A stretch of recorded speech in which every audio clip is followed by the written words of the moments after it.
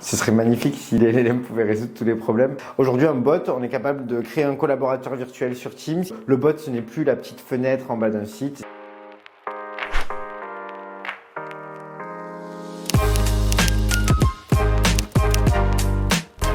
Non, ChatGPT n'est pas un concurrent d'Idu et d'ailleurs, on a des solutions qui intègrent des modèles, pas forcément GPT, mais on peut intégrer ces modèles-là.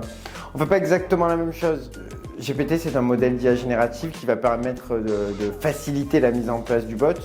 Mais nous, on offre des interfaces avec un back-office très complet qui n'existe pas sur du GPT. On a la possibilité de traiter de la donnée sensible qui est hébergée en France de manière parfaitement sécurisée et d'aller interroger des systèmes d'information comme des CRM ou des SIRH, d'autres choses qui ne sont pas directement possibles sur un GPT qui n'est pas retravaillé. Donc non, ce n'est pas, on le vit pas comme un concurrent, mais plutôt comme un nouvel outil que nous-mêmes on utilise.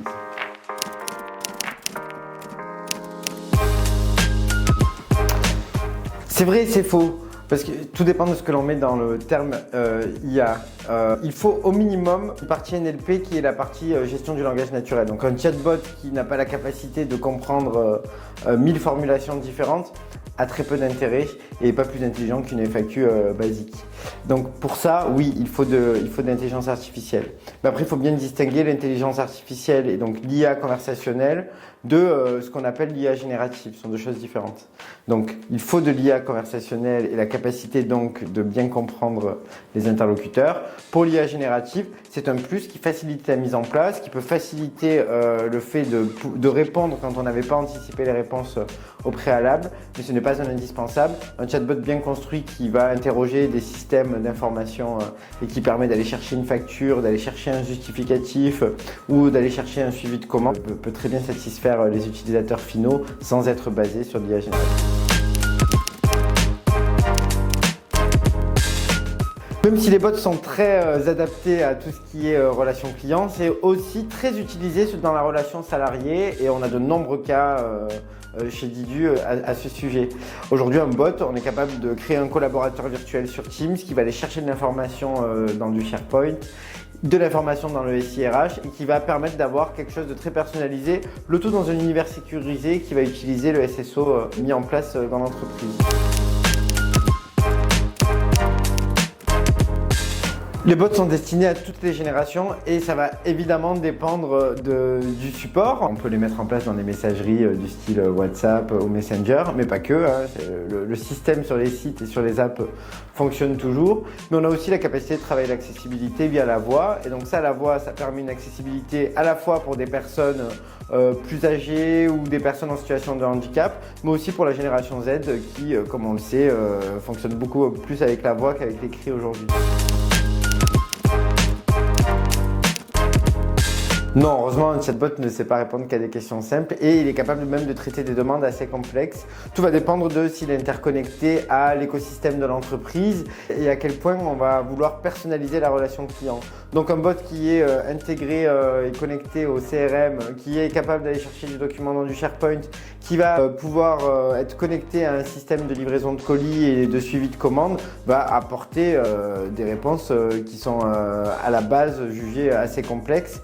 Et donc on peut dépasser les questions très basiques du style où se situe la boutique à côté de chez moi, même si c'est également le genre de questions auxquelles on peut répondre. Tout dépend toujours de la taille de l'entreprise, est-ce qu'elle a un service client ou pas, mais évidemment, il est normalement prévu qu'un bot puisse escalader vers un humain lorsque les demandes sont trop complexes à gérer. En tout cas, c'est pareil, c'est une recommandation. Certaines entreprises n'ont pas de service client à proprement dit et dans ce cas-là, ça va plutôt envoyer un email ou créer un ticket auquel quelqu'un de l'entreprise va répondre. Les entreprises qui ont des services clients, en général, on peut escalader tout de suite et avoir une expérience très fluide qui va permettre à l'agent de récupérer l'historique de la conversation, d'en plus avoir la personne qui est authentifiée et donc sa fiche client et donc d'apporter une réponse beaucoup plus rapide que dans des parcours complexes où les systèmes ne sont pas connectés.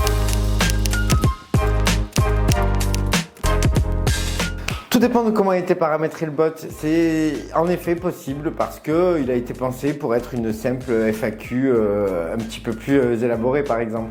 c'est pas ce que nous on va recommander. On va plutôt avoir des bots qui vont à la fois être interconnectés à l'ensemble du système d'information de l'entreprise. On va proposer de le mettre sur des messageries du style Messenger ou WhatsApp. Et en plus de ça, on va pouvoir utiliser des LLM qui vont permettre d'absorber beaucoup plus de contenu que ce qu'on était capable de faire avant.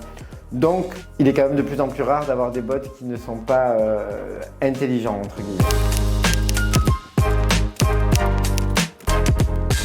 Non, aujourd'hui, un bot, c'est sur tous les supports utilisés par les usagers. Donc, un bot, ça peut être aussi dans WhatsApp, ça peut être dans Messenger, ça peut être dans Instagram. En tout cas, nous, c'est ce que l'on fait chez nous, chez Didu. Sur tout ce qui est relations salariées, c'est aussi intégrable dans du Teams ou dans du Slack, par exemple. Donc, le bot, ce n'est plus la petite fenêtre en bas d'un site. C'est évidemment présent sur beaucoup plus de supports pour aller être toujours au plus près de l'utilisateur final et de son mode de communication privilégié. Alors c'est une idée qui est très répandue alors que pas du tout en fait. Le LLM n'apprend pas des questions qui ont été posées aux utilisateurs. Le principe du LLM c'est de la statistique. Donc il essaye de deviner la réponse qui lui semble la plus pertinente. Et donc c'est pour ça qu'un bot qui est entièrement construit avec du LLM est souvent peu satisfaisant et peut créer des frustrations. Parce que non seulement il ne va pas apprendre, mais en plus si on le laisse apprendre, il va plutôt avoir le risque d'apprendre des choses qui sont erronées et de les restituer de manière affirmative, laissant penser qu'il donne une information juste qui en fait ne l'est pas.